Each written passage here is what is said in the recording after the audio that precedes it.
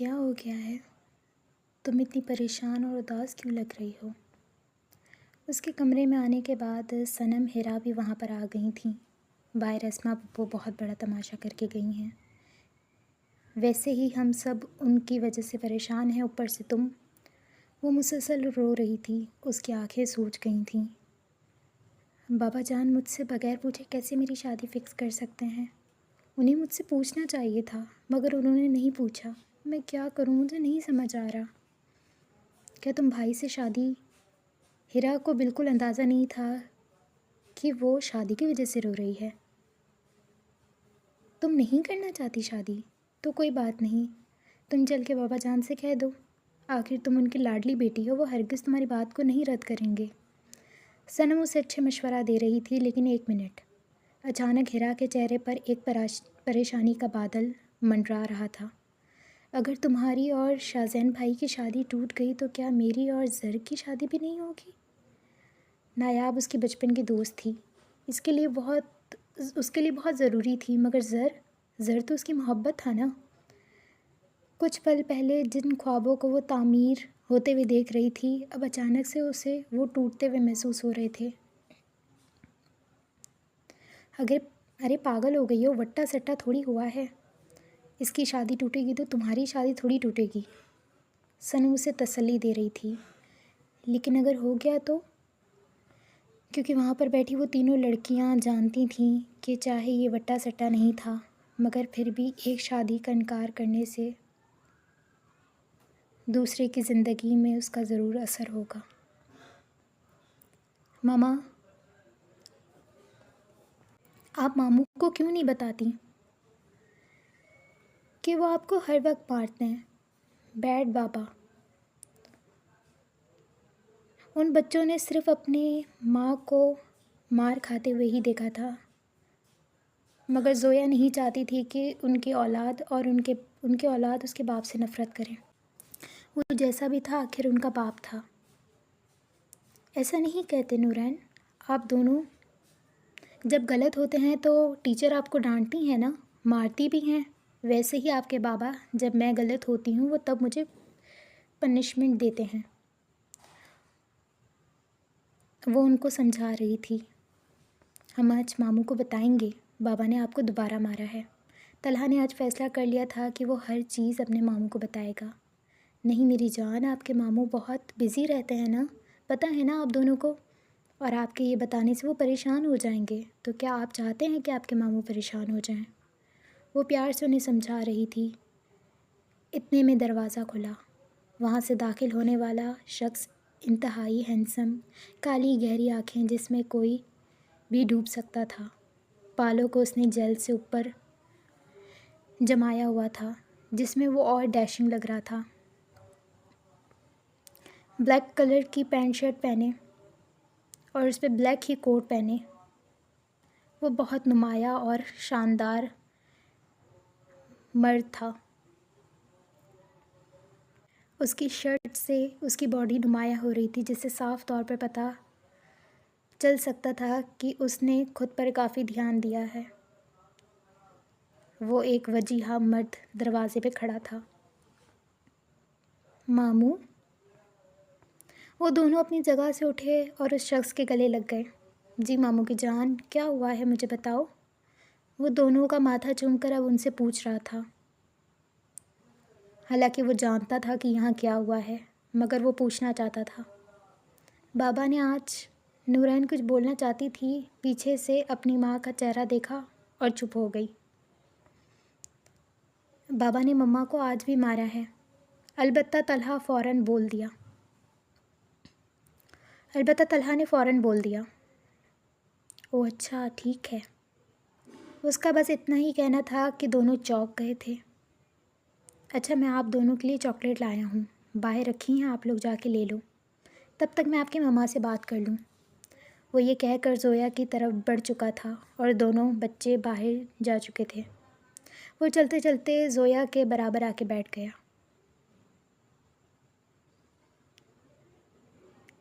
وہ اسے نہیں دیکھ رہا تھا، اس کی نظریں اپنے جوتوں کی طرف تھیں۔ یہ انسان 7 سال پہلے ہی میرے ہاتھوں مارا جاتا جب پہلی بار اس نے آپ پر ہاتھ اٹھایا تھا، مگر آپ نے مجھے قسم دے کر روک لیا۔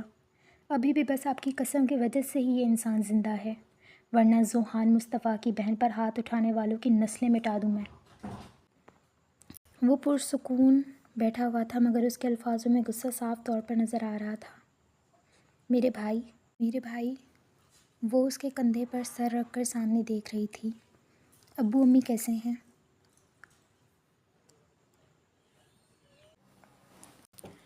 ماحول میں تھوڑی تبدیلی آئی ہے تو ٹھیک ہے۔ ذوحان میری جان، تم میرے لیے کیوں کر رہے ہو یہ؟ تم نے میرے لیے سب کچھ چھوڑ دیا اور میری حفاظت کے لیے یہاں ڈرائیور کی زندگی جی رہے ہو۔ کیوں ذوحان، کیوں؟ ذوحان نے زویا کا چہرہ اپنے ہاتھ میں لیا، محبت سے اس کا ماتھا چوما اور پھر بولا، آپ کو یہاں تک پہنچانے والا فہیم عباسی ہے، اور جب تک میں فہیم عباسی سے بدلہ نہیں لے لیتا سکون کی سانس نہیں لے پاؤں گا۔ اس کو پل پل تڑپتا ہوا دیکھنا چاہتا ہوں میں۔ جس جہنم میں ہمارے خاندان جل رہا ہے، اسی جہنم میں اس کا خاندان جلاؤں گا۔ جس طرح اس نے ہماری زندگی برباد کر دی، اسی طرح میں اس کی زندگی برباد کر دوں گا۔ وہ جانتا نہیں ہے ذوحان مصطفیٰ کیا کر سکتا ہے۔ زویا اچھی طریقے سے جانتی تھی کہ ذوحان نے آج تک جو کہا ہے وہ کیا ہے۔ میں معاف کر چکی ہوں انہیں۔ ابو امی سب معاف کر چکے ہیں، تم کیوں نہیں معاف کر دیتے ذوحان؟ اس انسان نے مجھ سے میری زندگی چھین لی، میرے خواب مجھ سے چھین لی، میرا مستقبل مجھ سے چھین لیا، میں اس کو کیسے معاف کروں؟ میں اس کو کہیں منہ دکھانے کے قابل نہیں چھوڑوں گا۔ آپ معاف کر سکتی ہیں، میں فہیم عباسی کو معاف نہیں کر سکتا۔ 12 سال تڑپا ہوں اور ان 12 سالوں میں ناپسندگی نفرت میں تبدیل ہو چکی ہے۔ فہیم عباسی سے اس کی سب سے قیمتی چیز چھین لوں گا میں، تب اسے پتہ چلے گا کہ اپنی قیمتی چیز چھین لینے میں تکلیف کتنی ہوتی ہے۔ اس کی آنکھوں میں نفرت تھی، غصہ تھا، پورے عباسی خاندان کو جلا دینے والا غصہ۔ نایاب آ چکی ہے پاکستان؟ زویا نے نرمی سے پوچھا۔ آ گئی ہے وہ۔ اس کا انتظار ختم ہوا تھا، بالآخر فہیم عباسی کی بربادی وہ لے کر پاکستان آ چکی تھی۔ وہ نہیں جانتا کہ اس کو برباد کرنے والی خود اس کی بیٹی ہوگی۔ بہت غرور ہے نا اس کو خود کی بیٹی پر، اپنے پورے خاندان پر۔ اس کا غرور مٹی میں ملا دوں گا۔ وہ مجھ سے بھیک مانگے گا اپنی بیٹی کے لیے۔ ذوحان، اس بدلے میں نایاب کا کوئی قصور نہیں ہے۔ اس بیچاری کو تو ان سب کے بارے میں معلوم بھی نہیں ہے۔ خدا کے لیے اس بدلے میں اس معصوم کو مت گھسیٹو۔ بیچاری؟ وہ بھی فہیم عباسی کی بیٹی؟ ہاں ہاں ہاں، سب سے بڑی غلطی تو آپ لوگوں نے یہ کی ہے کہ آپ فہیم عباسی کے خاندان میں کسی کو بھی بیچارہ اور معصوم سمجھتی ہیں۔ البتہ وہاں پر کوئی ایسا نہیں ہے۔ اور بات رہی قصور کی، تو میرا کیا قصور تھا بتائیں؟ ہے کوئی جواب آپ کے پاس؟ زویا ویسے ہی خاموش بیٹھی رہی، کیونکہ حقیقت تو یہی تھی کہ وہ جو کہہ رہا تھا، ایک 14 سال کے بچے سے اس کا سب کچھ چھین لیا گیا۔ میرا کیا قصور تھا اس وقت، بتائیں مجھے۔ آپ کا کیا قصور تھا اس میں؟ آپ کو کیوں جہنم میں چھوڑ دیا گیا؟ میں آپ کی حفاظت کے لیے کہیں یہ درندہ نما انسان آپ کو مار نہ ڈالے، تبھی یہاں پہ نوکروں والی زندگی جی رہا ہوں۔ جانتی ہیں آپ کہاں رہتا ہوں میں؟ جانتی ہیں نا آپ کہاں رہتا ہوں میں؟ زویا کی آنکھیں آنسوؤں سے بھر گئی تھیں۔ بتائیں۔ نوکروں والی جگہ پہ رہتا ہوں میں، اور مجھے یہاں تک پہنچانے والا صرف فہیم عباسی ہے، اس کا خاندان ہے۔ اس جنگ میں اس کی بیٹی بھی برباد ہوگی اور وہاں موجود ہر شخص ہوگا۔ ذوحان، اس کا کوئی قصور نہیں ہے۔ اس کا قصور؟ ہاں ہاں، فہیم عباسی کی بیٹی ہونا اس کا قصور ہے۔ وہ یہ کہہ کر وہاں پہ نہیں رکا، بلکہ باہر کی جانب اپنے قدم بڑھا چکا تھا۔ اور ہاں، وہ دروازے کا ہینڈل اپنے ہاتھوں سے گھما ہی رہا تھا جب گردن موڑ کر زویا کو دیکھا۔ جو کچھ آپ بھگت رہی ہیں اب سے وہ نایاب فہیم عباسی بھگتے گی۔ وہ اپنا جملہ مکمل کر کے باہر کی جانب بڑھ گیا اور پیچھے زویا بے بسی سے دروازہ بند ہوتے ہوئے دیکھ رہی تھی۔ بابا جان، مجھے بات کرنی ہے آپ سے، بڑی ہمت کر کے فہیم عباسی کے پاس آئی تھی۔ بولو میری جان۔ آج وہاں پہ خوشی کا ماحول تھا، مگر وہ جانتی تھی کہ فہیم عباسی کی بات پتھر پر لکیر ہوتی ہے۔ وہ ہرگز اپنی زندگی کا اتنا بڑا فیصلہ انہیں نہیں کرنے دے سکتی تھی۔ وہ اپنی شادی کی بات سے بہت خوش تھی۔ وہ اپنی شادی کی بات پر بہت خوش ہوتی اگر وہ شاہزین کی جگہ ذوحان کا نام لیتے، کیونکہ اس نے تو صرف ذوحان کو چاہا تھا۔ اس کی ایک شکل دیکھنے کے لیے وہ 12 سال تڑپی تھی، اور آج تو اس کو دیکھنے کے بعد اس کے جذبات اور باہر آ رہے تھے۔ صرف اس کی آنکھیں دیکھ کر ہی اس کا دل باہر آنے کو ہو گیا تھا۔ وہ ذوحان کو نہیں چھوڑ سکتی تھی۔ وہ تو اس کی پہلی اور آخری محبت تھا، یا شاید محبت سے بڑھ کر تھا۔ بولو میری جان۔ اسے خیالوں میں گم پا کر وہ پوچھنے لگے۔ بابا جان، میں شادی نہیں کر سکتی، اس نے ہمت کر کے بول دیا۔ فہیم عباسی کی مسکراہٹ یکدم سنجیدگی میں تبدیل ہوئی تھی۔ وجہ؟ وہ کچھ نہیں بولے، مختصر سا پوچھا، بابا جان میں ابھی پاکستان، اگر تم بھی باہر ابراہیم والا بہانہ بنانا چاہتی ہو تو میرے سامنے یہ بات مت کرنا، کیونکہ تم اچھی طریقے سے جانتے ہو کہ شاہزین سے شادی کرنے کے بعد تمہیں کوئی روک ٹوک نہیں ہوگی۔ وہ تمہارا پپو کا گھر ہوگا، اور وہ تم سے کتنی محبت کرتی ہیں یہ بات کسی سے چھپی ہوئی نہیں ہے۔ تو بہتر ہوگا جو حقیقت ہے وہ بتاؤ۔ اس نے جب بھی فہیم عباسی کو دیکھا ہمیشہ نرمی سے ہی بات کرتے ہوئے دیکھا تھا، مگر آج پہلی بار ان کے الفاظ میں غصہ تھا جو وہ محسوس کر سکتی تھی۔ نایاب وہیں ٹھہر گئی۔ بابا جان، بابا جان، وہ نہیں بول پا رہی تھی۔ وہ کیسے ان کو بتاتی کہ وہ کسی اور کو پسند کرتی ہے؟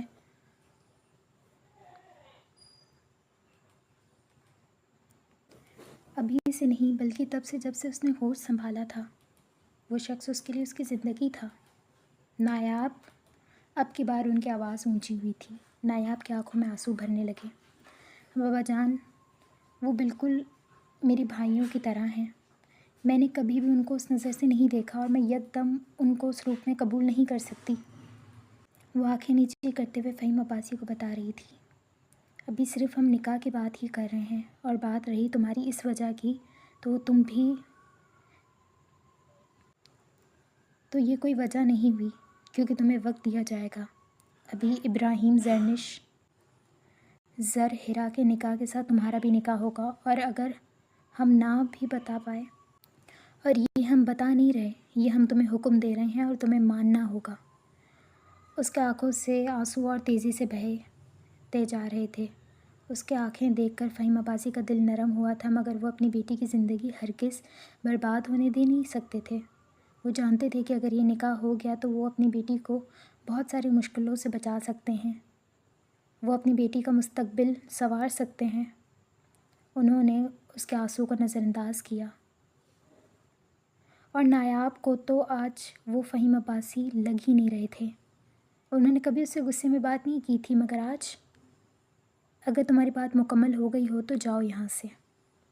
انہوں نے نایاب کو جانے کا حکم دیا تو نایاب نے اپنے آنسو بے دردی سے ہاتھ سے رگڑے اور پھر دروازے کی جانب بڑھ گئی۔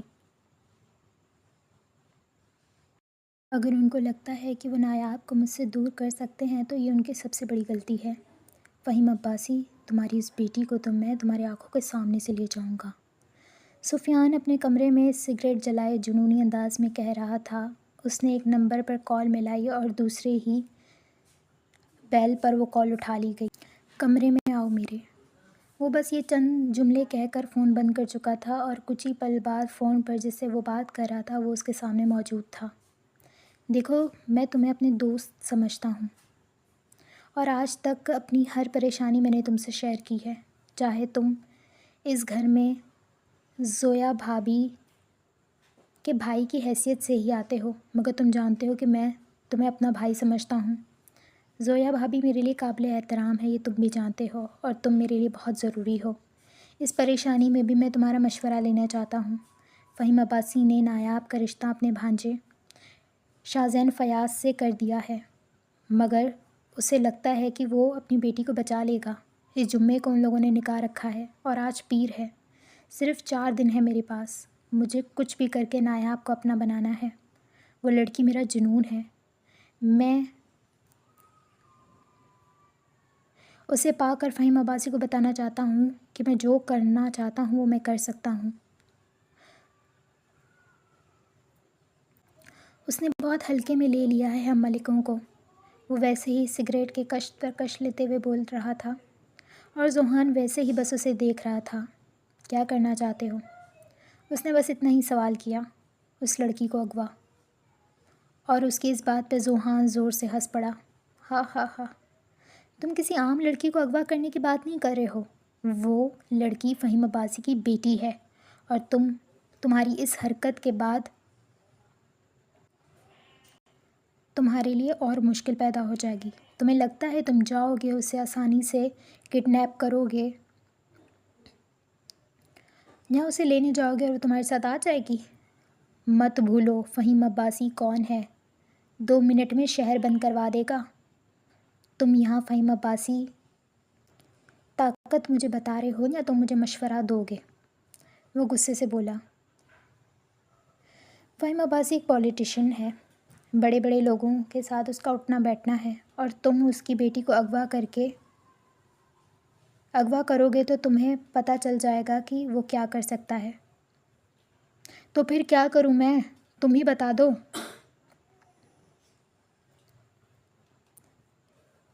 اچھا تم مجھے بتاؤ کیا کرنا چاہیے مجھے؟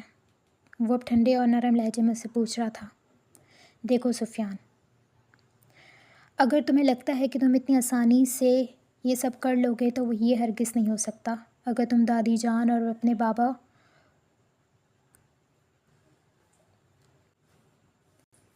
اور تم سوچو کہ تم اس کے بعد اپنے دادی جان اور اپنے بابا کا سامنا کیسے کرو گے، اور اگر تم چاہتے ہو کہ تم آرام سے جیت جاؤ تو پھر جو ہو رہا ہے اسے ہونے دو۔ وہ گررایا تھا۔ پاگل ہو گئے ہو؟ میں اسے کیسے ہونے دوں؟ میں فہیم عباسی کو نہیں جیتنے دوں گا۔ سفیان تم بے فکر رہو، اس دن نکاح ضرور ہوگا۔ کیا بک رہے ہو تم؟ دماغ درست ہے تمہارا؟ کیا بکواس کر رہے ہو؟ میں نے تم سے کہا نکاح ہوگا، میں نے تم سے یہ نہیں کہا کہ نایاب اور شاہزین کا ہوگا۔ اس کی آنکھوں میں کچھ پراسراریت تھی جو سفیان سمجھنے سے قاصر تھا۔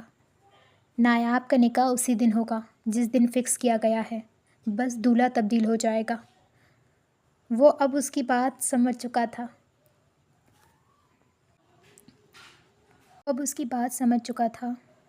تم کر لو گے یہ میں جانتا ہوں۔ ذوحان نے آج تک جو بھی سوچا ہے وہ کر کے دکھایا ہے۔ اس کی آنکھوں میں غرور تھا، اور یہی غرور کچھ سال پہلے کسی کی آنکھوں میں بھی تھا۔ مما مجھے اسکول نہیں جانا۔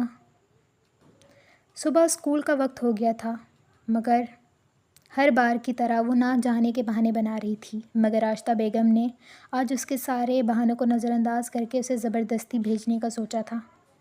میں بھائی کو بتاؤں گی، آپ میرے ساتھ زبردستی کر رہی ہیں۔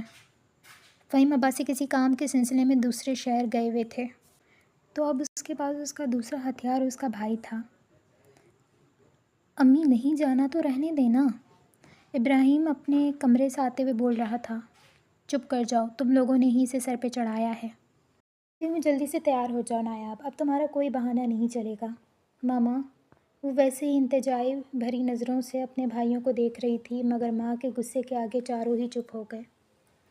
ویسے شرم آنی چاہیے، بھائی تو بہنوں کی ڈال ہوتے ہیں، مگر یہ بھائی دیکھیں چپ کر کے اپنا کھانا کھا رہے ہیں۔ وہ جل کر بول رہی تھی۔ شکر کرو کھانا نصیب ہو گیا، اگر زیادہ بولے نا تو کھانا بھی چھن جائے گا۔ یہ تمہاری چنگیز خان والی ماں ہے نا، سب چھین لے گی۔ حمزہ کو اپنے پیٹ کی فکر تھی، راشدہ بیگم نے اسے گھوری سے نوازا۔ ارے میرا مطلب ہے ہماری ماں، میری بھی تو ہے، میں تو بھول ہی گیا تھا۔ वो गड़बड़ा कर अपनी गलती सही करने लगा, गड़बड़ाते हुए अपनी गलती सही कर रहा था। तुम्हारी सारी गलतियां मैं सही कर दूंगी, वापस आओ ज़रा तुम। वो उसे एक घूरी से नवाज कर अब किचन के अंदर चली गई थी। एक तो मुझे समझ नहीं आता बाबा को नज़र क्या आया था इनमें। हर वक्त तो गुस्सा करती रहती हैं, बाबा पर भी करती हैं, मगर सही कहते हैं भाई, प्यार अंधा होता है। आज देख भी लिया। वो अपने दिल की भड़ास जुमलों की सूरत निकाल रहा था। चलो इब्राहिम, मैं अपना बैग लेकर आती हूँ। ज़रनिश, इब्राहिम, ज़र तीनों एक ही कॉलेज में पढ़ा करते थे और इब्राहिम अभी मैट्रिक में था। वो भी बस दिन गिन रहा था कि कब उसे स्कूल से छुट्टी नसीब होगी। जिस कॉलेज में वो तीनों पढ़ते थे वहाँ पर ही शाहज़ैन और अरसल भी पढ़ा करता था, मगर उनके बाप ने ये कह दिया था कि वो उसे पढ़ाई के सिलसिले में दूसरे मुल्क भेजना चाहते हैं। तो अरसल कुछ दिन के लिए ही वहाँ पर पढ़ा था और फिर वो दूसरे मुल्क चला गया था। वाह भाई, तुम्हारे तो ऐश हैं, तुम दूसरे मुल्क जाओगे और वहाँ पर ऐश करोगे। इब्राहिम उसे अपनी तरफ आता हुआ देखकर बोल रहा था। शायद मुझसे ज़्यादा अमीर तुम लोग हो, तो तुम लोग तो आराम से जा सकते हो, तो फिर इतनी हसरत से मुझे क्यों देख रहे हो? वो उसे देखते हुए वैसे ही पूछ रहा था। भाई ने 2-3 बार बात की थी। जब भी बात करता अम्मी रोना शुरू कर देती और बाबा ने सख्ती से मना कर दिया कि कोई बात अब नहीं सुनेंगे इस बारे में। ज़र मजाक उड़ाने वाले अंदाज में कह रहा था। वैसे ज़र साहब, आप तो आजकल कॉलेज में बड़े मशहूर हो गए हैं। ज़रनिश उसकी तरफ देखते हुए बोल रही थी। क्या मतलब है आपका? वो उसका मतलब नहीं समझ पा रहा था। आप 2-3 दिन कॉलेज नहीं आए तो काफ़ी लड़कियां मुझसे आपके बारे में पूछ रही थीं, आपके बारे में दुआएं कर रही थीं आपकी सेहत के लिए। वो हाथ उठाते हुए अब उन सबको बता रही थी और उसके इस अंदाज़ पर इब्राहिम, अरसल, शाहज़ैन तीनों ही हंसने लगे। अलबत्ता ज़र के तासुर सख्त हो गए।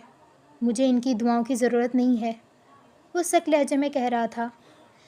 जी बिल्कुल, आपको तो ज़रूरत नहीं होगी, मगर उनको तो है ना, आपकी सेहत सही हो जाए, और उनके लिए आपकी सेहत ज़्यादा ज़रूरी है ज़र साहब।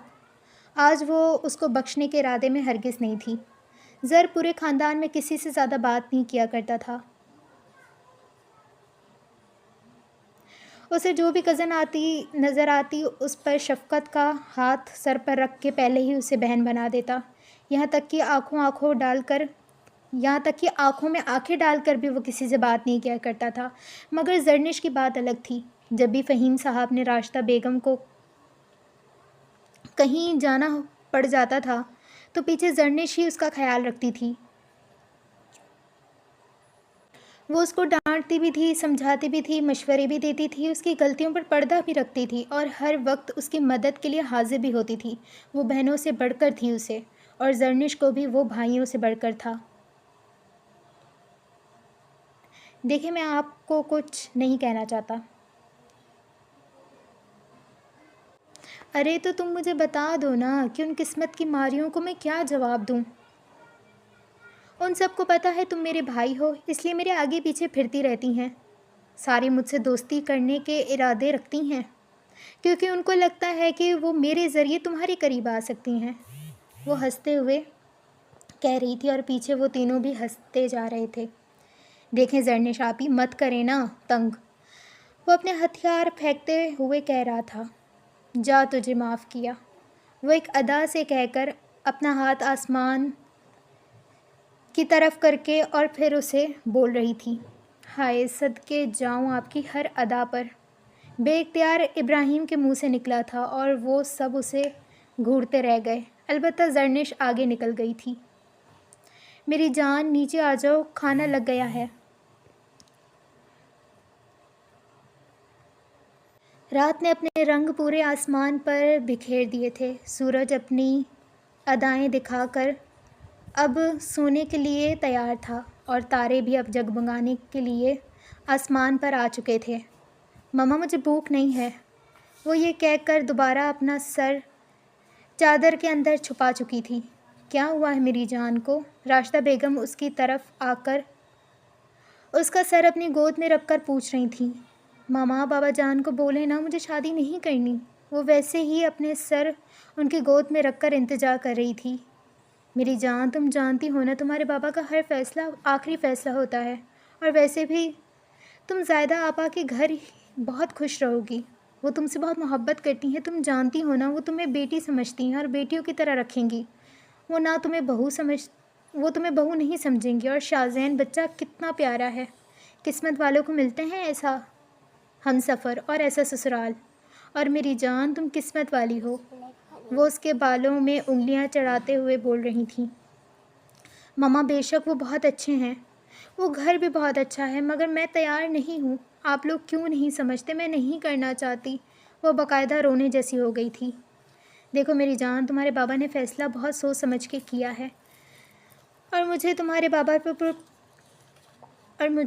پر پورا یقین ہے۔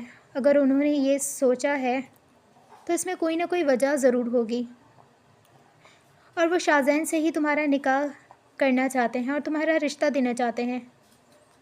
اگر وہ چاہیں تو وہ کسی اور کو بھی دے سکتے ہیں، مگر شاید خاندان میں کوئی ایسا ہے ہی نہیں جو تمہارے قابل ہو، اس لیے انہوں نے یہ فیصلہ کیا ہے، اور ہم ان کے فیصلے کی خلاف ورزی نہیں کر سکتے۔ وہ اپنا فیصلہ بتا چکی تھیں، اور نایاب نے اپنا سر ان کی گود سے ہٹا کر کمبل میں چھپا لیا۔ وہ کمرے سے جا چکی تھیں۔ نایاب وہاں سے اٹھ کر کھڑکی کی طرف آ گئی۔ سامنے چاند اپنی آب و تاب سے چمک رہا تھا۔ اس نے اپنی آنکھیں بند کیں، اور جب آنکھیں کھولیں تو سامنے چاند میں اسے کسی شخص کی آنکھیں نظر آئیں۔ ذوحان، میں تم سے بہت محبت کرتی ہوں، میں نہیں رہ پاؤں گی تمہارے بغیر۔ خدا کے لیے مجھے بچا لو، خدا کے لیے مجھے اپنے ساتھ لے جاؤ، میں مر جاؤں گی ذوحان، تمہاری نایاب تمہارے بغیر مر جائے گی۔ 12 سال پہلے میری مجبوری تھی یہاں سے جانا۔ اگر میں نہ جاتی تو آج ہم دونوں ایک ساتھ ہوتے، مگر اس وقت حالات کچھ اور تھے، اس وقت حالات کچھ اور ہیں، اور اب حالات کچھ اور ہو گئے ہیں۔ تب میری مجبوری تھی جانا، مگر اب تو میں آ گئی ہوں نا ذوحان، مجھے تمہارے ساتھ اپنی زندگی گزارنی ہے۔ میں نے وہاں پر بھی ہر پل تمہیں اپنے قریب محسوس کیا تھا۔ جب آنکھیں بند کرتی تمہارا چہرہ دیکھتی، جب بھی محسوس کرتی تو تمہاری خوشبو اپنے آس پاس محسوس کرتی، جب بھی خواب دیکھتی تو ہم دونوں کو ایک ساتھ ہونے کا ہی خواب دیکھا کرتی تھی، ہم دونوں کی زندگی کے خواب دیکھا کرتی تھی۔ اگر کوئی مجھ سے پوچھے کہ تمہیں کون سا وقت سب سے زیادہ پسند ہے، تو میں کہوں گی وہ وقت جو میرا ذوحان کے ساتھ گزرا۔ مجھے میرا وہ وقت لوٹا دو ذوحان، جب ہم دونوں ساتھ تھے۔ میرے اندر اتنا صبر نہیں ہے، میں تمہیں کھو کر زندہ نہیں رہ پاؤں گی۔ میں نے تو خود کو تمہارا ہوتے ہوئے دیکھا ہے، تو میں خود کو کیسے کسی اور کا بنا سکتی ہوں؟ ذوحان، خدا کے لیے میرے ہو جاؤ، خدا کے لیے واپس آ جاؤ۔ ویسے ہی چاند کو دیکھ کر انتظار کر رہی تھی۔ رات ڈھلتی جا رہی تھی، اور اسی چاند کو تو کوئی اور بھی دیکھ رہا تھا، وہ شخص جس کی آنکھوں میں نفرت تھی، مگر کچھ پل کے لیے وہ نفرت شاید کہیں دفن ہو چکی تھی۔ کاش نایاب تم فہیم عباسی کی بیٹی نہ ہوتی، یا شاید تمہارا باپ ہمارے ساتھ یہ نہ کرتا۔ کاش نایاب تم یہیں رک جاتی، کاش تم پاکستان چھوڑ کر نہ جاتی، کاش میں انسان سے درندہ نہ بنتا اور میں ایک انسان ہوتا۔ تم تھی تو میں انسان تھا، تم نے ہی تو مجھے انسان بنا کر رکھا تھا۔ میری اوقات کیا تھی ہر وقت مجھے یاد دلائی جاتی تھی، مگر تم وہ تھی جو میری اوقات جاننے کے بعد بھی تم میرے ساتھ رہی۔ میں نے تم سے کہا تھا تم جاؤ گی تو میں خود کو کھو دوں گا، اور دیکھو میں نے خود کو کھو دیا۔ ذوحان مصطفیٰ نے خود کو کھو دیا۔ میں انسان سے درندہ بن گیا، جیسے کسی کے احساس کا کوئی فکر نہیں، जिसे किसी के एहसासात की कोई फ़िक्र नहीं, जिसे किसी के होने से कोई फ़िक्र नहीं, कोई मरे या जिए उसे कोई फ़र्क नहीं पड़ता। मैंने 12 साल पहले अपने अंदर से दिल निकाल कर वहाँ पत्थर डाल दिया है। तुमने मेरा दिल 12 साल पहले तोड़ दिया था, और टूटी हुई चीज़ें कभी जुड़ती नहीं हैं, और अगर जुड़ भी जाएं तो पहले जैसी शक्ल नहीं रहती। आज मैं जो हूँ वो तुम्हारी ही वजह से हूँ।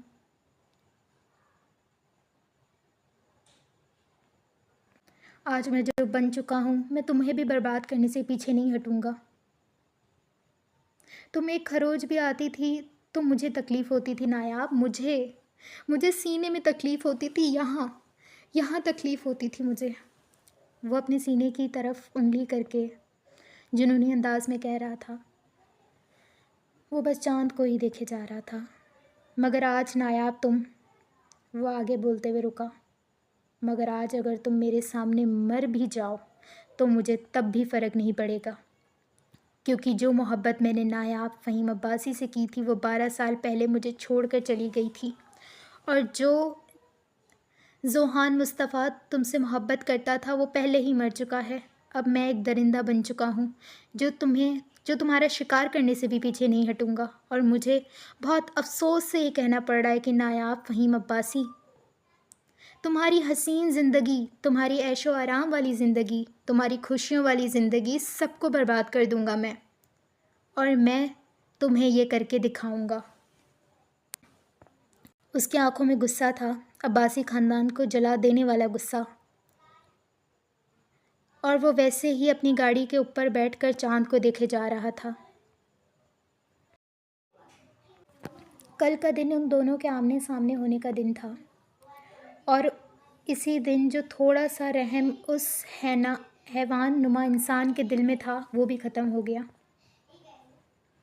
वो दिन उनके लिए बहुत तकलीफ़ दे था, और वो दोनों के लिए तकलीफ़ ही लाने वाला था। उठ जाओ, तुमने रात भर से कुछ नहीं खाया। सनम उसके कमरे में आकर उसे नाश्ते के लिए उठा रही थी। वो कब चाँद को देखते देखते नींद की आगोश में चली गई थी उसे पता भी नहीं चला। देखो, मुझे कुछ नहीं खाना, तुम जाओ यहाँ से, मुझे अकेला छोड़ दो। उसका लहजा नॉर्मल था। देखो नैनी, अगर तुम्हें लगता है कि तुम ऐसा करके बाबा जान को मना सकती हो तो ये तुम्हारी सबसे बड़ी गलती है। वो हरगिज़ ये शादी नहीं रोकेंगे। तुम क्यों नहीं समझती? वो उसके पास बैठकर उसे समझा रही थी। क्या तुम हमज़ा भाई को भूल सकती हो? क्या तुम उन्हें छोड़ सकती हो? सनम के चेहरे के तासुर यकदम बदल गए। नहीं ना। क्यों? क्योंकि तुम बचपन से उन्हें चाहती हो। जब से तुमने होश संभाला तुमने हमज़ा भाई को ही सोचा है, और अब तुम्हारे लिए पीछे हटना बहुत मुश्किल है। सनम, मेरी हालत भी ऐसी है, मेरी हालत तुमसे अलग नहीं है, कोई मुझे तो समझो। वो उसके दोनों हाथ अपने हाथों में लेकर कह रही थी। उसने सनम को लाजवाब कर दिया था, क्योंकि वो सही तो कह रही थी। हमसे 1-2 साल पुरानी मोहब्बत नहीं भूली जाती तो बचपन की मोहब्बत कैसे भूल सकते हैं हम? नैनी, जिस राह पे तुम चल रही हो इस राह पर सिर्फ कांटे हैं, और तुम चलती रही तो तुम्हें सिर्फ ज़ख्म ही मिलेंगे। मैं समझ सकती हूँ तुम्हारी जज्बात, मगर मैं कुछ नहीं कर सकती। बाबा जान ने जो फ़ैसला कर लिया है वो आखिरी फ़ैसला है। उनके फ़ैसले के ख़िलाफ़ चची जान भी नहीं जा सकती। वो अपना सर दोनों हाथों में पकड़कर अपने बालों को खींच रही थी। आंखों से आंसू बेमोल हो रहे थे। सनम, तुम्हें मैं वो जो जरनिश कमरे में सनम को बुलाने के लिए आई थी, नायाब को रोता देखकर यकदम उसकी तरफ बढ़ी। क्या हुआ है मेरी जान, क्यों रो रही हो तुम?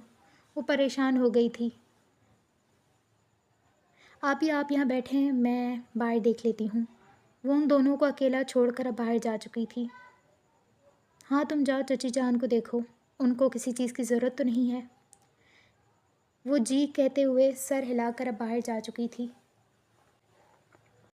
मेरी गुड़िया, मेरी तरफ देखो।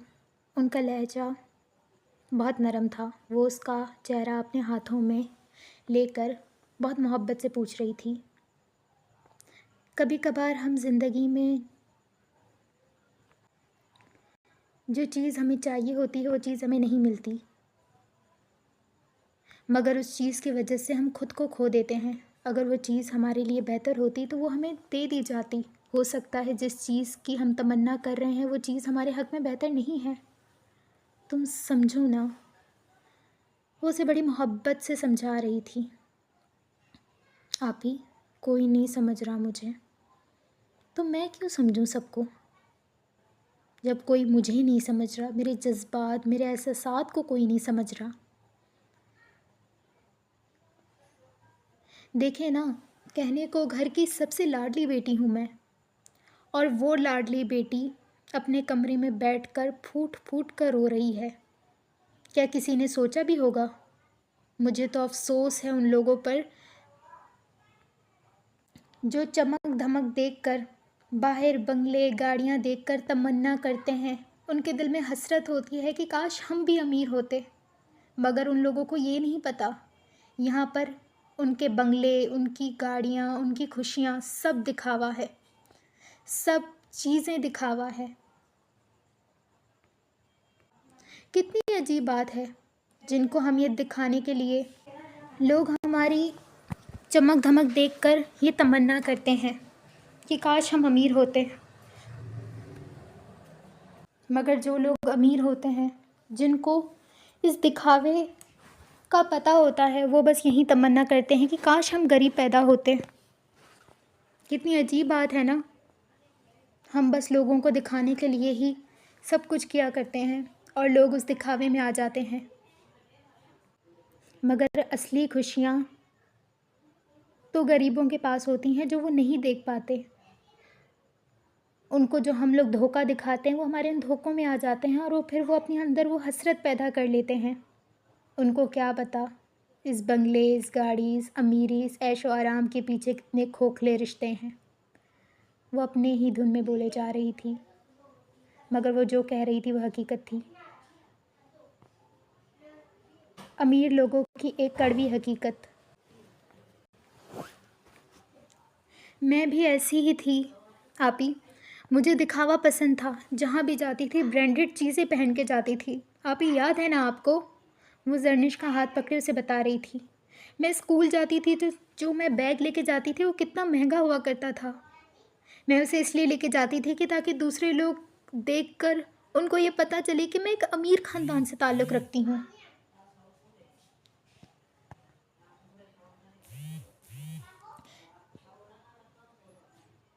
دیکھا تھا نا آپ نے، بچپن میں کتنی مہنگی مہنگی چیزیں میں استعمال کیا کرتی تھی۔ میری زندگی آج بھی ویسی ہی ہوتی اگر وہ میری زندگی میں نہ آتا، اگر وہ مجھے نہ بدلتا۔ میری ہر جائز ناجائز خواہش بچپن میں بابا جان پوری کر دیا کرتے تھے، مگر انہوں نے مجھے سکھایا تھا چیزوں پر اپنے پیسے ضائع کرنے سے بہتر ہے انسان اپنا دل صاف کرے، مگر مجھے کبھی اس چیز کا احساس نہیں ہوا۔ اور جو وہ مجھے کہا کرتے تھے کہ جو انسان اپنا دل صاف کر لے وہ انسان دنیا کا حسین ترین انسان ہوتا ہے۔ انہوں نے کہا تھا تم نایاب ہو۔ انہوں نے مجھے نایاب کا نام اس لیے دیا تھا کیونکہ میں نایاب ہوں سب سے۔ میں اپنی ہر جائز ناجائز خواہش پوری کرواتی گئی، میں بگڑتی گئی، میں ابھی بھی بگڑی ہوئی ہوتی۔ مجھے لوگ کہتے میں ایک امیر باپ کی بگڑی ہوئی اولاد ہوتی اگر وہ نہ آتا۔ اگر میں بھی نایاب ہوں نا تو مجھے نایاب بنانے والا وہ تھا۔ مجھے زندگی کو ایک الگ نظریے سے دکھانے والا وہ شخص تھا۔ اس نے مجھے حقیقت سے روشنا فرمایا، اس نے مجھے نایاب بنایا آپی، اس نے مجھے نایاب بنایا۔ میں نہیں بھول سکتی اسے۔ آپ کیوں نہیں سمجھتی؟ آپ سمجھیں نا۔ آپ کو تو پتہ ہے نا، آپ کو، صنم کو، ہیرا کو، میرال کو، میرے دل کے حالات آپ سب کو پتہ ہیں۔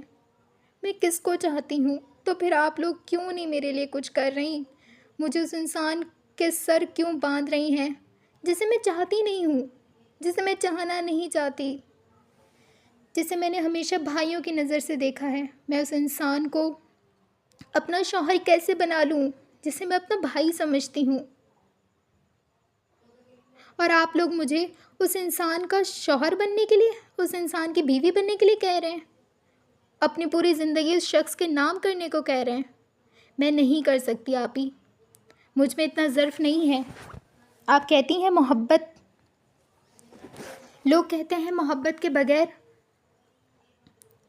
رہا جا سکتا ہے، میں کہوں گی نہیں رہا جا سکتا۔ مجھے شہزادے کی تلاش نہیں ہے، کیونکہ شہزادہ صرف کہانیوں میں اور ناولز میں ہی ہوتے ہیں۔ میں حقیقت میں جینے والی لڑکی ہوں، اور میں جس انسان کو چاہتی ہوں وہ کسی شہزادے سے کم نہیں ہے، اور اس کا قصور بھی بس اتنا ہے کہ وہ امیر نہیں ہے۔ اگر وہ امیر ہوتا تو وہ بابا جان کو پسند ہوتا، اگر وہ امیر نہیں ہے تب بھی وہ مجھے قبول ہے۔ یک دم اس کے تاثرات سخت ہو گئے تھے۔ میری جان، تم غلط سمجھ رہی ہو، ہم ایسا کچھ بھی نہیں سمجھتے کہ غریب امیر۔ تم کیوں نہیں سمجھ رہی ہو؟ سمجھو، بابا جان نے جو فیصلہ کر لیا ہے وہ اٹل فیصلہ ہے، اور شاہزین کا گھر تو ہمارا اپنا ہی گھر ہے، اور شاہزین گھر کا بچہ ہے۔ تم جانتی ہو وہ کتنی محبت کرنے والا، خیال رکھنے والا شخص ہے۔ وہ تمہیں بالکل شہزادیوں کی طرح رکھے گا۔ آپی، نہ میں کوئی ناول کی کردار ہوں، اور نہ شاہزین کوئی ناول کا ہیرو ہے جو مجھے ناول کی لڑکیوں کی طرح شہزادی بنا کے رکھے گا۔ مجھے اس سے شادی نہیں کرنی، یہ میں فیصلہ کر چکی ہوں۔ جس انسان نے مجھے جینا سکھایا ہے، اگر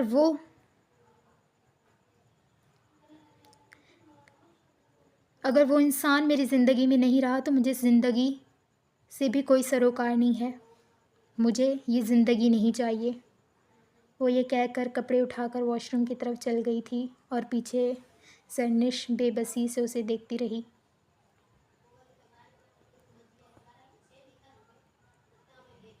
امی، بھلا کیا ضرورت تھی آپ کو کل یہ تماشا کرنے کی؟ کل کے بعد روحان آج اسما بیگم سے بات کر رہا تھا۔ منہ بند رکھو اپنا، ہر وقت اپنے ماموں کی زبان بولتے رہتے ہو۔ وہ اسے جھڑکتے ہوئے چپ کروا رہی تھیں۔ امی، وہ آپ سے کتنی محبت کرتے ہیں، یہ بات آپ بھی جانتی ہیں، اور کل آپ کے الفاظ پر ماموں جان کا چہرہ آپ نے دیکھا تھا۔ انہیں کتنی تکلیف ہوئی تھی، آپ کو احساس بھی ہے؟ یا خدایا، ایک تو میرے بچے بھی میرے اپنے نہیں ہیں، وہ بھی بس چاپلوسی کرتے رہتے ہیں۔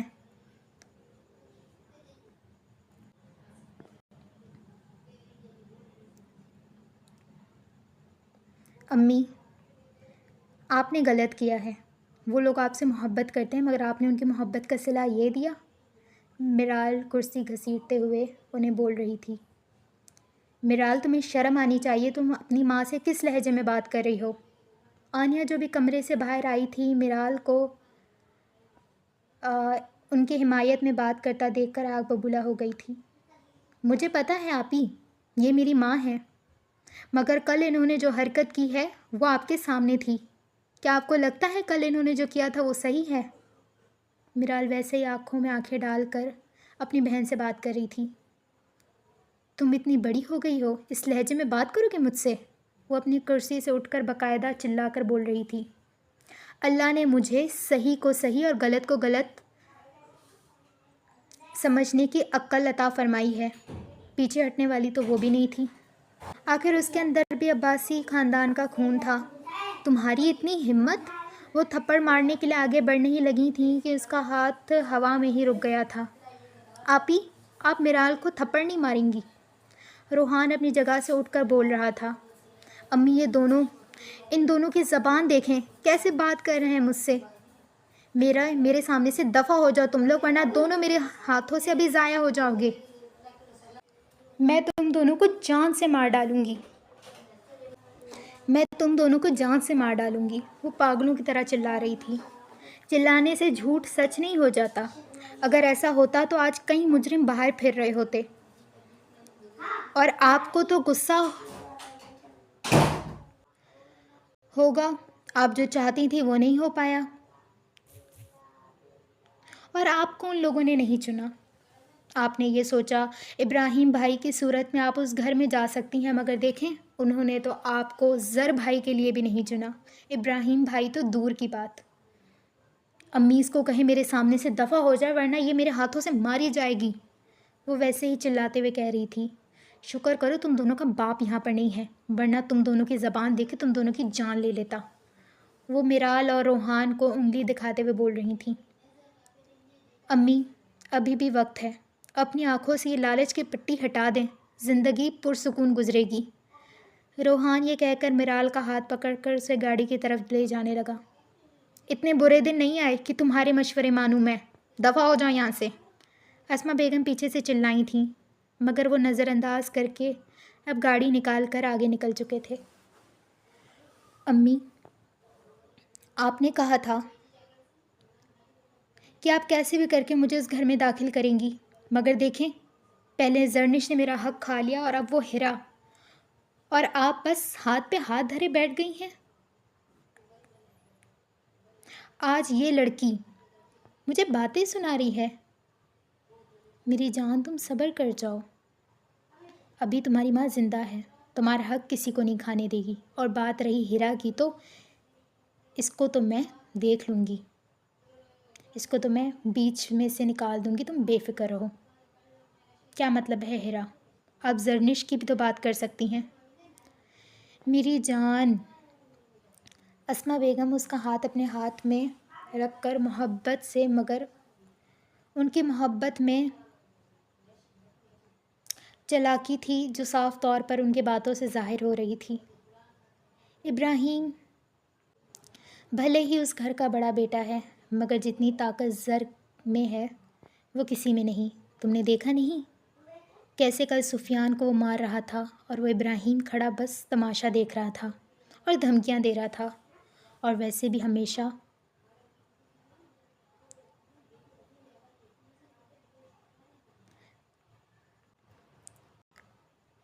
تھوڑی بھائی صاحب نے زندہ رہنا ہے، ان کے مرنے کے بعد تم دیکھنا ان کی ساری پراپرٹی، ان کا سارا کاروبار زر ہی سنبھالے گا، کیونکہ ابراہیم تو خود زر کو دے دے گا۔ تم جانتی ہو نا دونوں بھائیوں میں کتنی محبت ہے، تو تم خود سوچو تمہیں فائدہ بڑے کے ساتھ ہے یا پھر چھوٹے کے ساتھ؟ وہ اپنے چہرے پر ایک پراسراری مسکراہٹ لاتے ہوئے کہہ رہی تھیں۔ مگر آپ نے تو تعلق توڑنے کی یا بس آپ دھمکی دے رہی تھیں؟ بیٹا بیٹا بیٹا، وہ بس میں دھمکی دے رہی تھی، بھائی صاحب کبھی بھی ہم سے تعلق نہیں توڑیں گے، 1-2 دن میں وہ خود مجھے بلائیں گے، مگر جمعے کو نکاح، 4 دن ہیں، اور ان 4 دن میں بہت کچھ کر سکتی ہوں، تم بس زر کے آس پاس رہنا، باقی اس ہیرا کو تو میں دیکھ لوں گی۔ امی وہ زیادہ بولتا نہیں ہے، آپ جانتی ہیں، اور ویسے بھی آپ ہیرا کی بات کر رہی ہیں تو وہ تو ویسے بھی مجھے ایک معصوم سی یا ایسی لڑکی لگتی ہے کہ وہ زیادہ بولے گی نہیں، تو ہمارے لیے مسئلہ نہیں بن سکتی، مسئلہ ہمارے لیے زرنش بن سکتی تھی، مگر آپ نے تو میرے دل میں اب زر کا خیال ڈال دیا ہے۔ بیٹا تمہاری سب سے بڑی غلط فہمی ہے اپنے دشمن کو کمزور سمجھنا، وہ جتنی معصوم لگتی ہے اتنی نہیں ہے، اس کی آنکھوں میں زر کے لیے محبت دیکھی ہے میں نے، اور ایک بزدل شخص کو بھی محبت بہادر بنا دیتی ہے، اور شاید تم بات فیاض حسین کی بیٹی کی کر رہی ہو، وہی شخص جو اپنی جان گنوا بیٹھا مگر دشمنوں کے سامنے نہیں جھکا، اس کے اندر بھی اپنے باپ کا ہی خون ہے، وہ کسی صورت زر کو تمہارا نہیں ہونے دے گی، مگر تم انتظار کرو، میں بھی اسما عباسی ہوں، اس کا تو علاج کر کے رہوں گی۔ وہ یہ کہہ کر اپنا کھانا کھانے لگیں۔ آنیا نے بھی سوچ لیا تھا کہ اسے زر کو کیسے اپنی طرف متوجہ کرنا ہے۔ بھائی بات سنے نا میری، وہ جو اتنی دیر سے اپنے بھائی کو منا رہی تھی مگر وہ ماننے کو ہی نہیں آ رہا تھا۔ بھائی دیکھیں ایک ہی دن سب کا نکاح رکھ دیا گیا ہے، میرے بھائی کا بھی نکاح اسی دن ہوگا، میرے کتنے ارمان تھے میں آپ کے نکاح پر یہ کروں گی وہ کروں گی، مگر دیکھیں میں خود دلہن بن کے بیٹھ جاؤں گی تو میں کیا کر پاؤں گی۔ ہیرا کل نایاب کا وہ چہرہ دیکھ دیکھ کر پریشان ہو گئی تھی۔ وہ اس کا اداس چہرہ بھول نہیں پا رہی تھی۔ وہ اس کی مدد کرنا چاہتی تھی۔ وہ فہیم صاحب کو تو نہیں منا سکتی تھی، مگر وہ اپنے بھائی سے تو بات کر سکتی تھی، اور اس صورت میں کچھ وقت مل سکتا تھا، اور ہو سکتا تھا اس وقت میں فہیم عباسی بھی مان جاتے، مگر اس کا بھائی ماننے کو ہی نہیں آ رہا تھا۔ بھائی پلیز آپ کر دینا۔ وہ صبح سے ہی اپنی ماں اور بھائی کو منا رہی تھی، مگر انہوں نے کہہ دیا تھا کہ جو فیصلہ ہو گیا ہے وہیں ہوگا۔ دیکھو ہیرا، تم اب بحث نہیں کرو گی۔ بھائی صاحب نے جو فیصلہ کر دیا ہے وہ ہو گیا ہے، اور ایک ہی دن تم سب کا نکاح ہوگا، اور یہ فکس ہے۔ پر امی، تمہیں ایک بات سمجھ نہیں آتی؟ اب کی بار زاہدہ بیگم غصے بھرے لہجے میں بول رہی تھیں۔ وہ اپنا ویسے ہی اداس چہرہ لے کر کمرے کی جانب بڑھ گئی۔ نینی تیار ہو جاؤ، ہمیں شاپنگ کے لیے جانا ہے۔ زرنش اسے شاپنگ کے لیے کہہ رہی تھی۔ آپ جائیں۔ وہ ابھی کچھ بولتی کہ زرنش نے اسے روک دیا۔ دیکھو وہاں پر پھپھو لوگ بھی آنے والے ہیں، اور ہرگز میں نہیں چاہتی کہ ان لوگوں کو یہ لگے کہ تم شادی سے خوش نہیں ہو۔ دیکھو میں تم سے وعدہ کرتی ہوں کہ میں ضرور تمہاری مدد کروں گی، مگر ابھی پلیز ہمارے ساتھ چلو۔ تمہارے نہ چلنے پر بابا جان کو کتنی تکلیف ہوگی تم جانتی ہو، اور چچی جان بھی بہت اصرار کر رہی ہیں۔ پلیز نینی، ہمارے لیے چلو۔ وہ باقاعدہ اس کے سامنے منت کر رہی تھی، اور نایاب دل پر پتھر رکھ کر ان کے ساتھ جانے کو راضی ہو گئی، کیونکہ اپنے باپ کو کبھی تکلیف میں نہیں دیکھ سکتی تھی، اور نہ ہی انہیں دوسروں کے سامنے رسوا ہوتے ہوئے۔ اس نے زرنش کی بات سمجھتے ہوئے آگے چلنے کا اشارہ کیا، اور خود کچھ دیر بعد ان کے ساتھ گاڑی میں موجود تھی۔ کہ سب سے بڑے مارکیٹ لے چلو، مجھے اپنی بیٹی اور بہو کے لیے سب سے اچھا جوڑا چاہیے، راشدہ بیگم خوشی سے حمزہ کو کہہ رہی تھیں۔ ایک تم مجھے آپ لوگوں نے ڈرائیور سمجھ لیا ہے، آپ اپنے اس بڑے بیٹے کو کیوں نہیں کہتی؟ جب بھی دیکھو مجھے بھیج دیتی ہیں، حد ہو گئی ہے۔ لوگ تو مجھے اب ڈرائیور سمجھنے لگ گئے ہیں۔ وہ ہر بار کی طرح اپنی دکھ کی داستان سنا رہا تھا، اور سامنے والوں نے اسے ہر بار کی طرح نظر انداز ہی کیا تھا۔ چپ کر کے گاڑی چلاؤ۔ راشدہ بیگم کی آواز آئی تو وہ اپنے منہ پر تالا لگا کر چپ ہو چکا تھا۔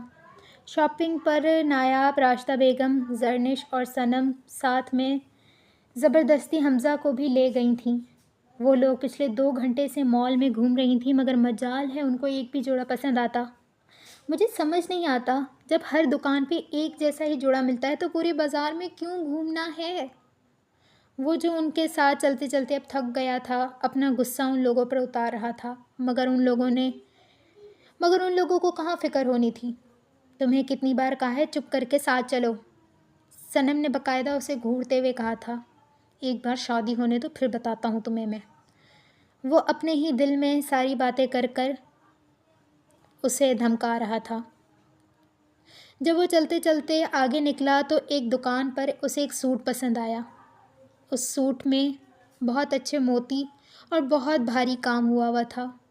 وہ سوٹ دیکھنے میں بہت خوبصورت تھا، اور وہ جس کے لیے لینا چاہتا تھا اس پر بھی بہت خوبصورت لگتا۔ وہ آگے بڑھ کر دکان والے سے پوچھنے لگا تو دکاندار نے اسے 40,000 بتایا۔ وہ کچھ سوچنے لگا، مگر دکاندار کو لگا کہ جیسے اسے ریٹ زیادہ لگا ہے تو وہ کم کرنے کے لیے آگے بولنے لگا۔ ویسے صاحب، آپ کے لیے جوڑا ہم 39,000 کا بھی کر سکتا ہے۔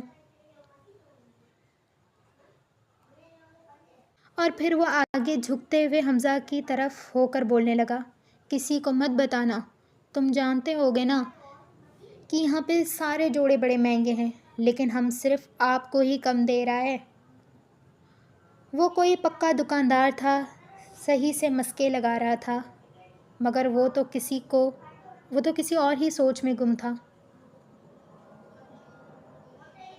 سنو، میرے پاس اتنے پیسے نہیں ہیں کیونکہ میں کیش نہیں رکھتا۔ ارے کوئی بات نہیں صاحب، تم ہم کو آن لائن ٹرانسفر کر دو، ہم کو وہ بھی چلے گا۔ آخر دنیا چاند پر پہنچ گیا ہے اور ہمارے پاس کیا اکاؤنٹ نہیں ہوگا؟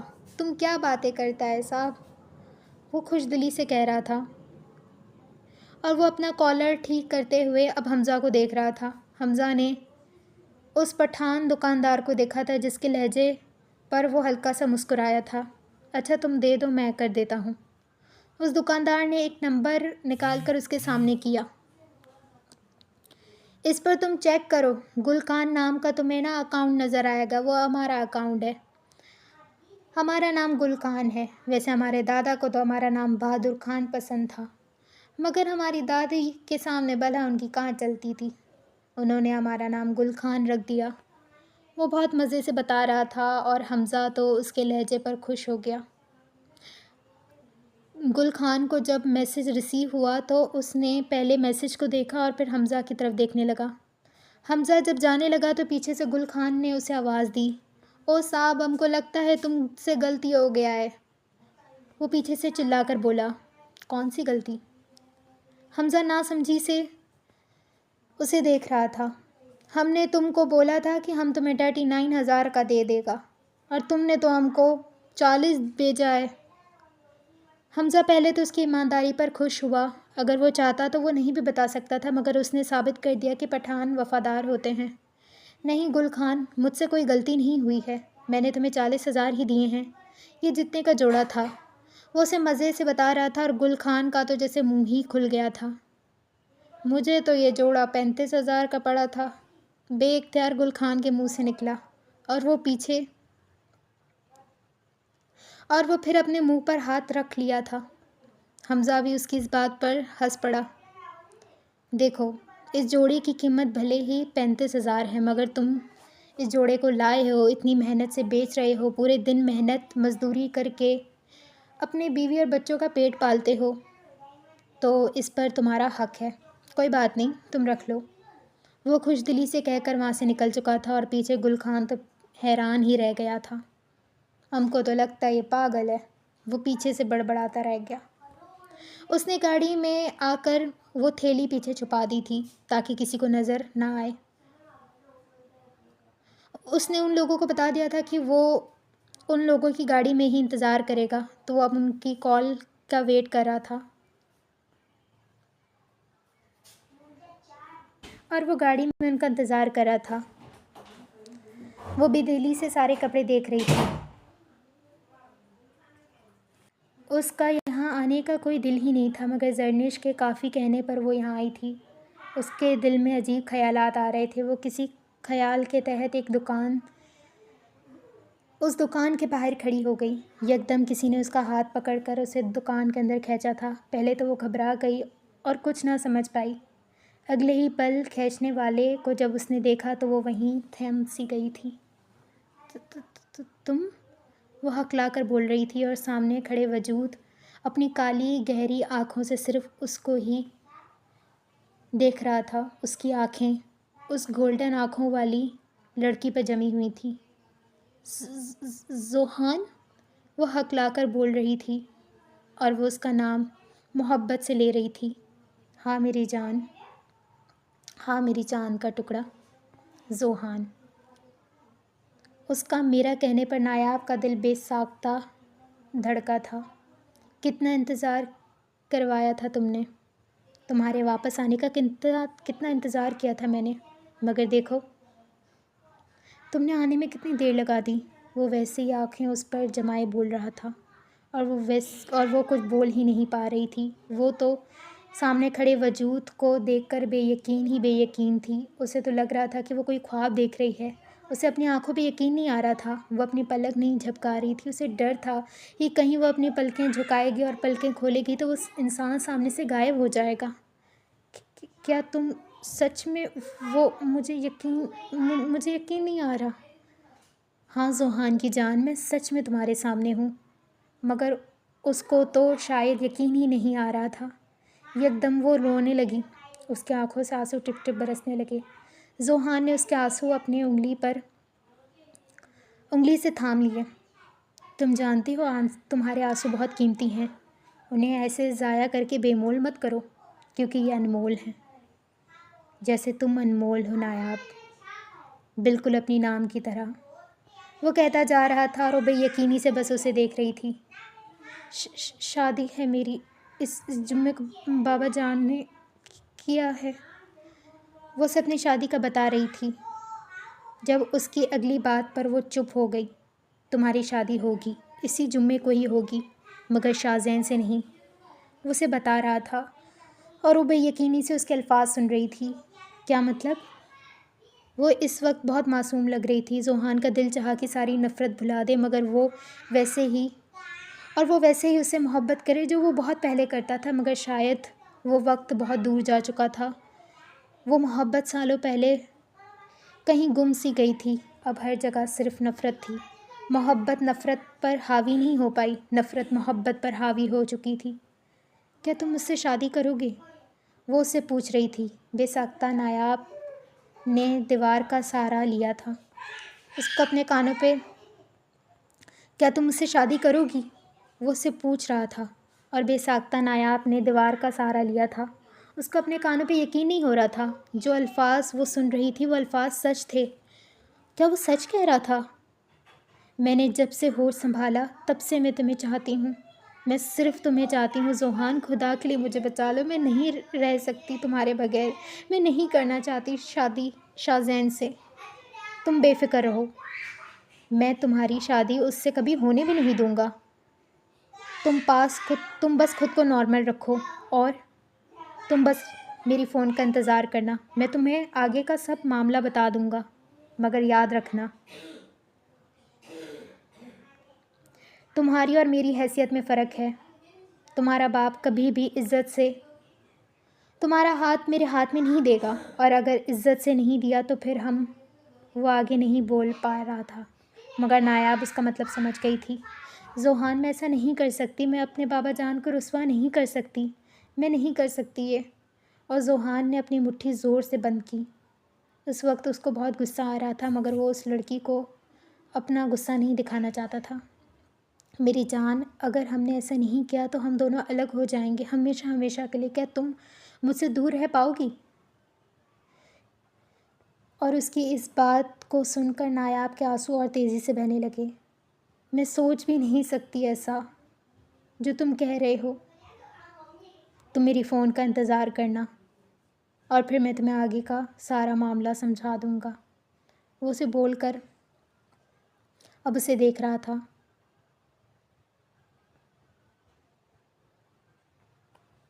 میں جانتا ہوں ہم یہ قدم نہیں اٹھانا چاہتے، مگر ہماری مجبوری ہے، وہ اس وقت معصوم چہرہ بنا کر اسے بتا رہا تھا، اور شاید محبت اتنی ہی بے بس ہوتی ہے کہ انسان اس کے سامنے جھک جاتا ہے، اور یہ بات نایاب فہیم عباسی کو اس دن پتہ چلی تھی۔ نایاب وہ ویسے ہی اسے دیکھے جا رہی تھی جب زرنش کی آواز آئی۔ یکدم وہ اس سے دور ہٹی اور باہر کی طرف جانے لگی۔ جی آپی، وہ گھبرائی ہوئی لگ رہی تھی، مگر زرنش نے یہ بات نظر انداز کی۔ یہاں کیا کر رہی ہو؟ مجھے جوڑا پسند آیا تو میں وہ دیکھنا چاہتی۔ وہ اپنا جملہ مکمل نہیں کر پا رہی تھی۔ کون سا جوڑا پسند آیا؟ چلو ہم دیکھتے ہیں۔ ابھی زرنش اس کا ہاتھ پکڑ کے دکان کے اندر لے ہی جانے لگی تھی کہ نایاب نے اسے روک دیا۔ نہیں، میں نے ویسا ہی جوڑا پیچھے دکان پہ بھی دیکھا تھا، وہ زیادہ پیارا ہے، تو ہم وہاں سے لے لیتے ہیں۔ وہ اسے روک کر اب دوسرے دکان کی طرف لے جانے لگی، مگر چلتے چلتے وہ مڑ کر اس شخص کو دیکھ رہی تھی جو ایک پراسراری مسکراہٹ اپنے چہرے پر سجائے نایاب کو ہی دیکھ رہا تھا۔ میری پیاری سی نایاب، میری جان، تمہارے اپنے خاندان کی بربادی کے دن شروع ہو گئے۔ وہ دل ہی دل میں یہ کہہ کر وہاں نہیں رکا تھا بلکہ آگے بڑھ گیا تھا، اور نایاب جو کب سے بس ذوحان کی باتیں ہی سوچ رہی تھی۔ یہ کیسا ہے؟ صنم کی آواز پر وہ کسی خواب کی کیفیت سے واپس آئی تھی۔ کیا ہوا ہے تمہیں؟ اس کا چہرہ پسینے سے بھیگ چکا تھا۔ صنم پریشان ہو گئی تھی۔ نہیں، کچھ نہیں ہوا ہے مجھے، وہ یہ کہہ کر اپنی ماں کی طرف متوجہ ہو گئی۔ ماما، آپ حمزہ بھائی کو بولے نا کہ مجھے گھر جانا ہے، میں تھک گئی ہوں۔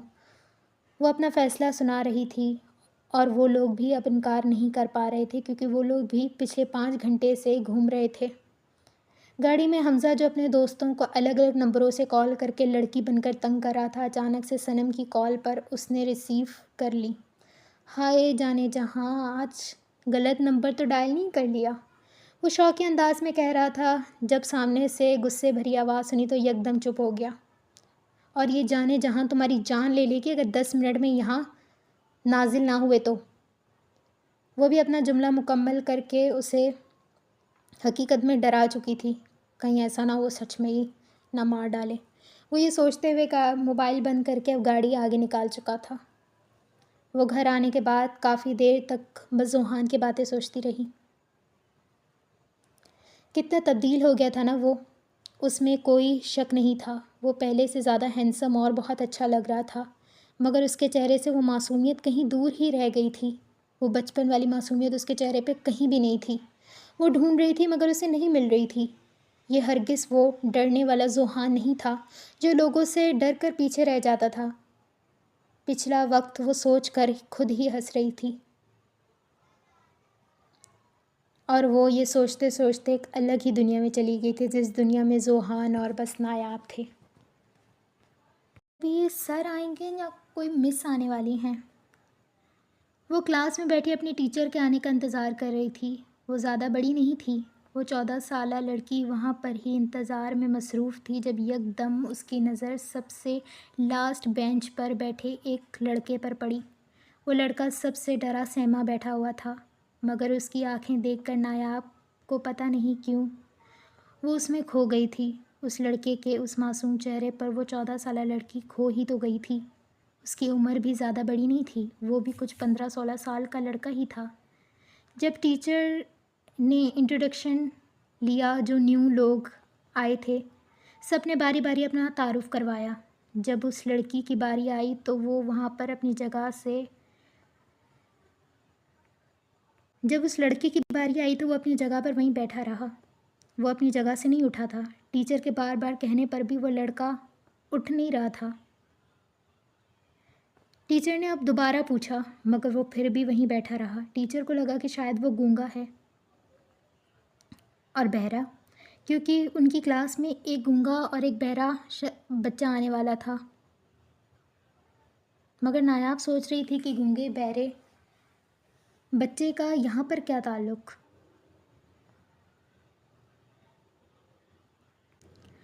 ٹیچر نے دوبارہ پکارا مگر دوبارہ بھی کوئی نہیں جواب آیا۔ وہ سمجھ گئی تھیں کہ شاید وہ وہیں بچہ ہے، اس لیے وہ چپ ہو گئیں۔ حالانکہ وہ گونگا لڑکا آج آیا ہی نہیں تھا۔ جب نایاب کو یہ پتہ چلا کہ وہ لڑکا گونگا ہے تو اسے بہت افسوس ہوا تھا۔ بریک ٹائم کا وقت ہوا تھا، سب لوگ اپنا لنچ کھولنے میں اور کھانے میں مصروف تھے۔ وہ وہاں پر ایک بینچ پر بیٹھ گیا تھا۔ وہاں پہ ایک کینٹین تھا جس سے بچے مہنگی مہنگی چیزیں لے کر اور اچھی اچھی چیزیں لے کر کھا رہے تھے، اور وہ اسی طریقے سے وہاں بیٹھا رہا۔ وہ سب لوگ امیر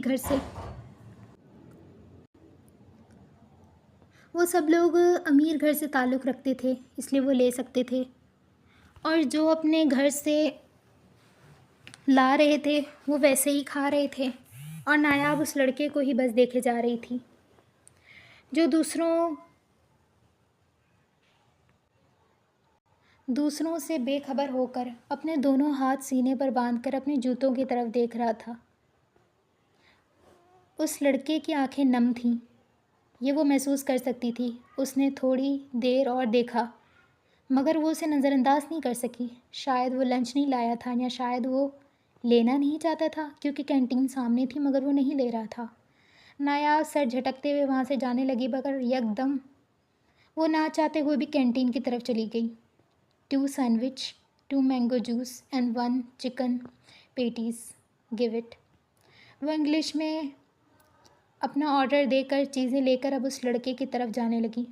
وہ لڑکا پوری دنیا سے بیگانہ ہو کر صرف نیچے ہی دیکھ رہا تھا۔ ہیلو!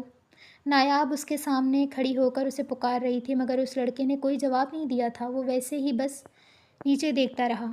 ہیلو! اس نے دوبارہ کہا، مگر کوئی جواب نہیں ملا۔ ہیلو! میں آپ سے بات کر رہی ہوں۔ اب کی بار اس نے کندھے پر ہاتھ رکھتے ہوئے بولا، تو وہ یک دم کسی سوچ سے واپس آ کے اسے دیکھنے لگا۔ کیا آپ مجھ سے بات کر رہی ہیں؟ اس کے اتنے معصومانہ ادا سے کہنے پر نایاب کا تو دل ہی آ گیا تھا۔ وہ بہت معصوم تھا، اس کی آنکھیں انتہائی خوبصورت تھیں، مگر ان آنکھوں میں وہ نمی تھی جو اس کو ہرگز اچھی نہیں لگ رہی تھی۔ وہ اس نمی کی وجہ جاننا چاہتی تھی۔ کیا میں یہاں بیٹھ سکتی ہوں؟ وہ اس سے پوچھ رہی تھی، مگر اس لڑکے نے محض ہاں میں سر ہلایا۔ یہ لو۔ وہ ایک سینڈوچ، ایک جوس اور ایک پیٹیز اس کی طرف بڑھاتے ہوئے بول رہی تھی۔ نہیں، وہ انکار کر چکا تھا، مگر نایاز سمجھ چکی تھی کہ اسے بھوک لگ رہی ہے۔ ایسا تو کسی کے چہرے کے وہ اس کے چہرے کے تاثر دیکھ کر سمجھ گئی تھی۔ اسے تو کسی کے چہرے کے تاثر نہیں سمجھ آتے تھے، مگر نہ جانے کیوں اس لڑکے کے ہر چہرے کے تاثر وہ سمجھ رہی تھی۔ دیکھو، اگر تم نے نہیں کھایا تو میں یہاں سے نہیں جاؤں گی۔ چلو جلدی سے کھاؤ، شاباش، وہ حکمرانہ انداز میں کہہ رہی تھی، اور وہ لڑکا بس اسے دیکھتا ہی رہ گیا۔ ایسے کیا دیکھ رہے ہو؟ جلدی سے کھاؤ۔ وہ لڑکی دکھنے میں چھوٹی تھی، مگر حکم ایسے چلا رہی تھی جیسے وہ اس سے بڑی ہو۔ اب کیا تم مجھے ایسے ہی دیکھتے رہو گے؟ ٹھنڈا ہو جائے گا، کھا لو، وہ بول کر اب سامان اس کی طرف بڑھا چکی تھی۔ وہ لڑکا نہ چاہتے ہوئے بھی لنچ کو ہاتھ میں پکڑ کر اب کھانا شروع کر چکا تھا، اور وہ کچھ دیر میں ہی سب کچھ ختم کر چکا تھا۔ I'm sorry، مجھے لگا کہ تم گونگے ہو کیونکہ ٹیچر نے بولا تھا نا۔ وہ اپنے خیالات جو وہ کچھ دیر پہلے سوچ رہی تھی اس سے معافی مانگ رہی تھی، کیونکہ اس نے غلط سوچا تھا، کیونکہ اسے لگا تھا کہ شاید وہ بول نہیں سکتا، تو اسے اس پہ ترس آ رہا تھا۔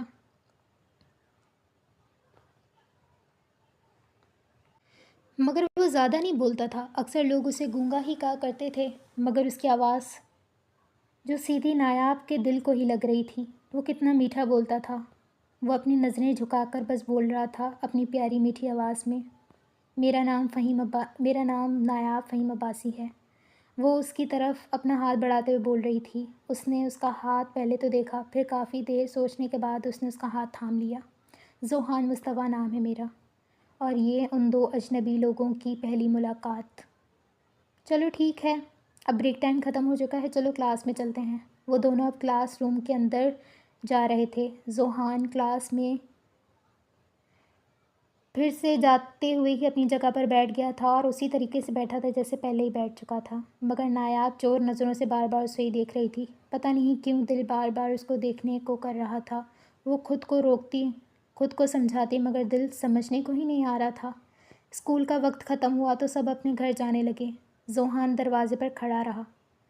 وہاں کے جتنے بھی بچے تھے وہ بڑی بڑی گاڑیوں میں واپس جا رہے تھے۔ ذوحان بس دعا کر رہا تھا کہ اس کی امی جلدی سے آ جائیں اور وہ وہاں سے چلا جائے، کیونکہ اس کے پاس کوئی بڑی گاڑی نہیں تھی، تو یقیناً اس کی ماں کو پیدل ہی آنا تھا، اور وہ ہرگز یہ نہیں چاہتا تھا کہ اس کی ماں کی حیثیت لوگوں کے سامنے ظاہر ہو۔ وہ وہیں کھڑا رہا۔ کافی دیر گزر گئی مگر کوئی نہ آیا۔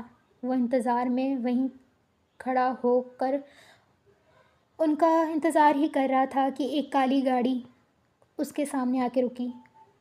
وہ اس گاڑی کو دیکھتا رہا۔ وہ گاڑی بہت بڑی تھی، اور کچھ ہی پل میں نایاب اس کے روبرو آ کر کھڑی ہو گئی۔ ارے تم یہاں کیا کر رہے؟ تم گئے نہیں؟ پورا اسکول تو خالی ہونے کو آ گیا ہے، مگر وہ وہیں پر ہی تھا تو اس لیے وہ پوچھ رہی تھی۔ میری امی ابھی تک نہیں آئی ہیں، وہ اپنے نرم اور میٹھی آواز میں اسے بتا رہا تھا۔ ٹھیک ہے، تم میرے ساتھ چلو، میں تمہیں ڈراپ کر دیتی ہوں۔ وہ اسے گھر چھوڑنے کی بات کر رہی تھی، مگر وہ جس علاقے میں رہتا تھا، کیا اس علاقے میں امیر لوگ آنا پسند کرتے ہوں گے؟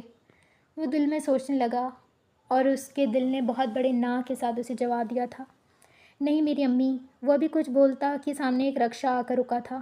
اس رکشے میں اس کی ماں اترتی ہوئی نظر آئی، اور وہ جو دعا مانگ رہا تھا کہ اس کی ماں اپنی ماں کی لیٹ آنے کی، اب وہ چاہتا تھا کہ یا تو اس کی ماں لیٹ آئے یا تو اس کی ماں جلدی آئے۔ اگر جلدی آئے تو کوئی اسے نہ دیکھے، اگر لیٹ آئے پھر بھی کوئی نہ دیکھے، مگر کوئی فائدہ نہیں ہوا۔ اس نے اپنا سر جھکا لیا۔ نایاب سمجھ گئی تھی کہ یہ اس کی ماں ہو سکتی ہے۔ ارے بیٹا معاف کر دینا، وہ فیکٹری سے دیر ہو گئی تھی، اس لیے مجھے دیر ہو گئی، وہ ذوحان کے قریب آتے ہوئے بول رہی تھیں۔ کوئی مسئلہ نہیں ہے امی، چلیں۔ وہ یہ سوچ رہا تھا کہ وہ بھلا اپنی ماں کا تعارف کیسے ان بڑے لوگوں سے کروائے، اس لیے چپ چاپ وہاں سے جانے لگا۔ ارے اپنی امی سے نہیں ملواؤ گے؟ وہ دونوں آگے بڑھنے ہی لگے تھے جب پیچھے سے نایاب نے آواز دے کے روکا۔ کیا تم ملنا چاہتی ہو؟ اس کے اس سوال پر نایاب خوش دلی سے ہاں میں سر ہلاتے ہوئے آگے بڑھی، اور وہ جو سوچ کر بیٹھا تھا کہ وہ کیسے تعارف کروائے گا، مگر وہ تو خوش دلی سے ان سے مل رہی تھی۔ اور اس کی ساری سوچوں پر نایاب پانی پھیر چکی تھی۔ وہ تو اس کے بارے میں بہت غلط سوچ رہا تھا، مگر وہ ایسی نہیں تھی۔ یہ میری امی ہے، میناز شبیر۔ امی یہ میری کلاس میں پڑھتی ہیں میرے ساتھ۔ وہ رکا تھا، شاید اسے اس کا نام یاد نہیں تھا۔ نایاب عباسی۔ اس کی ہچکچاہٹ وہ سمجھ گئی تھی، اس لیے نایاب نے خود ہی اس کی ماں کو بہت محبت سے جواب دیا تھا۔ ارے امی۔ میناز نایاب کی طرف بڑھی اور اس کے ماتھے پر پیار کرنے لگیں تو ذوحان اسے روکنے لگا۔ ارے ہٹو سامنے سے، تمہیں کیا مسئلہ ہے؟ وہ مجھے پیار کر رہی ہیں تو جیلس ہو رہے ہو کیا؟ نایاب نے اسے جھڑکا تھا۔ انہوں نے بہت محبت سے نایاب کا ماتھا چوما اور ہمیشہ خوش رہنے کی دعا کی۔ اور میری بچی، تم میرے اس بیٹے کا خیال رکھنا، تھوڑا شرمیلا ہے، وہ نایاب کو بتا رہی تھی اور نایاب ہنسنے لگی۔ جی آنٹی، مجھے پتہ ہے یہ بہت شرمیلا ہے، مگر آپ بے فکر رہیں، میں اسے سیدھا کر دوں گی۔ وہ خوشی سے بول رہی تھی اور وہ اب ان سے جدا ہو چکی تھی۔ چلیں آنٹی، مجھے دیر ہو رہی ہے، میں چلتی ہوں، آپ سے انشاءاللہ دوبارہ ضرور ملاقات ہوگی۔ وہ یہ کہہ کر وہاں سے جانے لگی اور ایک نظر ذوحان پہ ڈالی۔ تم بہت کیوٹ ہو۔ وہ یہ کہہ کر وہاں نہیں رکی تھی بلکہ آگے کی طرف بھاگ گئی تھی اور ذوحان اس کے اس الفاظ کو سمجھ نہیں پا رہا تھا کہ وہ کیا کہنا چاہ رہی ہے یا وہ کیا کہہ رہی ہے۔ وہ سارے سوچیں جھٹک کر اب اپنی ماں کی طرف بڑھ کر رکشے میں بیٹھ چکا تھا۔ کتنا تبدیل ہو گیا تھا نا وہ ذوحان۔ یہ میرا معصوم ذوحان نہیں تھا، یہ تو کوئی الگ ذوحان تھا، بہت الگ۔ وہ انہی سوچوں میں تھی، کب اس کی آنکھ لگ گئی اسے پتہ بھی نہیں چلا اور وہ نیند کے آغوش میں چلی گئی اور نیند اس پر غالب ہو گئی تھی۔ آج کے ناول کی قسط صرف یہیں تک تھی۔ اگر آپ کو ناول اچھا لگا ہو تو ہمارے چینل کو لائک اور سبسکرائب لازمی کیجیے گا اور بیل کے آئیکن پہ بھی لازمی کلک کیجیے گا اور کمنٹ کرنا مت بھولیے گا۔ اللہ حافظ۔